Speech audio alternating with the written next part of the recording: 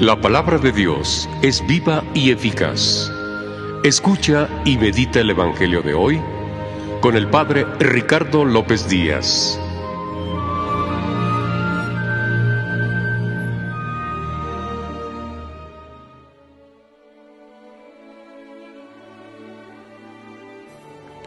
Hoy sábado 22 de noviembre, escuchemos el Santo Evangelio según San Lucas.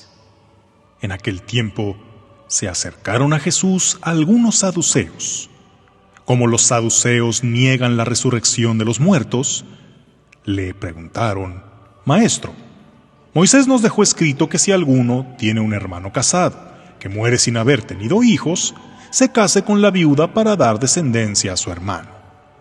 Hubo una vez 7 hermanos, el mayor de los cuales se casó y murió sin dejar hijos. El segundo, el tercero y los demás, hasta el séptimo, tomaron por esposa a la viuda. Ahora bien, cuando llegue la resurrección, ¿de cuál de ellos será esposa la mujer? Pues los 7 estuvieron casados con ella.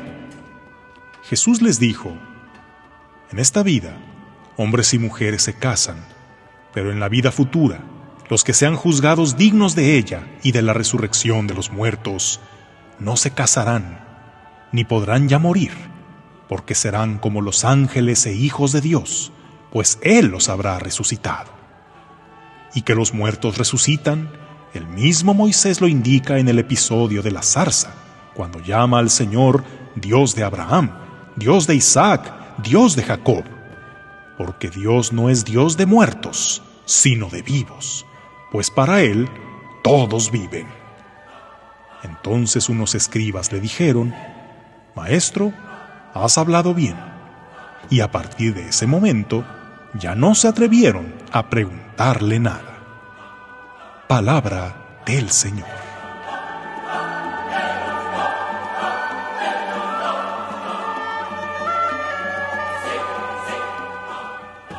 ¿Quiénes eran estos saduceos que cuestionan a Jesús sobre la resurrección? Eran una secta o partido del judaísmo de aquella época, pertenecientes a la clase aristócrata, que a diferencia de los fariseos, que eran demasiado meticulosos en lo referente a la fe, los saduceos eran más manga ancha, y en lugar de aceptar toda la revelación, preferían hacerse de ella una religión a la carta, donde escogieran lo que más les gustaba y lo que no. Por ejemplo, de la Biblia aceptaban solo los 5 primeros libros y negaban verdades como la inmortalidad del alma y la resurrección, como vemos en el pasaje, planteándole un hipotético caso a Jesús. Los saduceos como tal ya no existen, pero sí hay muchos que imitan su espíritu, queriendo seleccionar del conjunto de la revelación solo lo que les agrada o les conviene, complementando de doctrinas tomadas de aquí y de allá. Debemos entender que hay algunas cosas que podemos tomar o dejar y no nos definen como católicos. Por ejemplo, puedes preferir para tu devoción una u otra advocación de la Virgen María, o puedes verte más identificado con la forma de orar de los carismáticos o de los contemplativos, y ambas formas son buenas. Pero hay otras cosas que no son opcionales, son esenciales, porque son verdades vinculantes. Hace poco, un estudio reveló que solo 1/3 de los católicos estadounidenses creen en la presencia real de Cristo en la Eucaristía. Si esto es verdad, es algo sumamente grave. La fe en la Eucaristía es la verdad más católica que existe, es lo que más nos define como católicos. Simplemente no se puede ser católico y decir que no se cree que la Eucaristía es realmente el cuerpo de Jesucristo. ¿Y qué pasaría si ese mismo estudio se hiciera sobre verdades como la resurrección, la divinidad de Cristo, la maternidad virginal de María, la existencia del cielo y del infierno, la intercesión de los santos? El resultado podría ser escalofriante. Sin mencionar además los muchos que se consideran católicos y acuden a prácticas como el yoga, el reiki, limpias, tarot, constelaciones familiares, horóscopos. que en su vocabulario manejan muchos términos como buena vibra, karma, enviar luz, yendo a terapias de coaching donde les enseñan a decretar, y eso a lo que llaman Dios es una fuerza cósmica que está solo para cumplir tus deseos, darte abundancia y prosperidad.